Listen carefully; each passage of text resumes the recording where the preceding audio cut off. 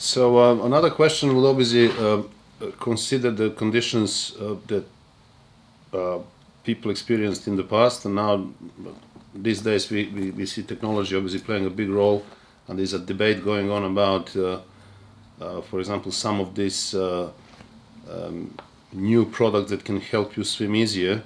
As I know from my father-in-law, Nico Nestor, that in these days, in 1959, without the GPS swimsuits, it was extremely difficult to achieve this feat. What is your experience with the channel? Well, exactly the same as Nico had, because I started 10 years later than him. My first one was 1969. But we were pioneers. We were the real pioneers of open water swimming. There were none of these fancy gadgets. There was no nutrition and training and the rest of it. I think the main thing was that wonderful phrase, we had a love of the sport. And that, I think, today is so important. And it worries me sometimes when I see what's happening at swimming clubs and things.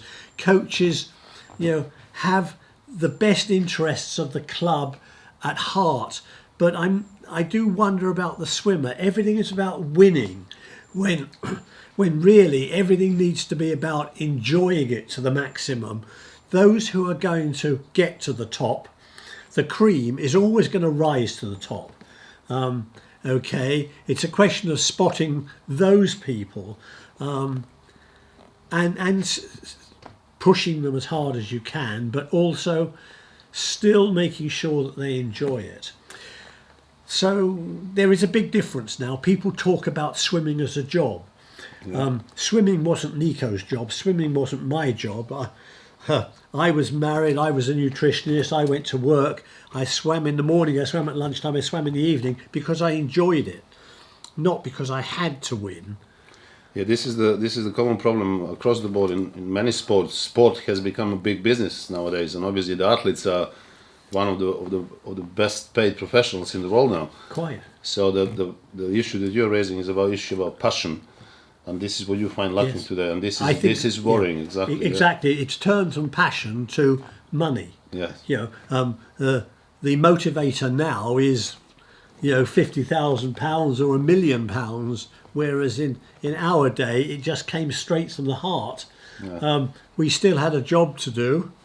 And it was recreation, and that's perhaps when we then move on from that, people have jobs, but they no longer have recreation. Maybe that should have been originally that is the core idea of sport anyway, not to make money, but absolutely. To enjoy and achieve.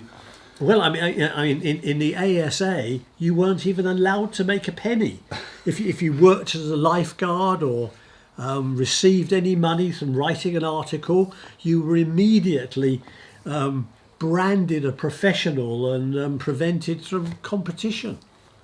Now, other way around. they found ways around it. Yeah. It's a bit ironic.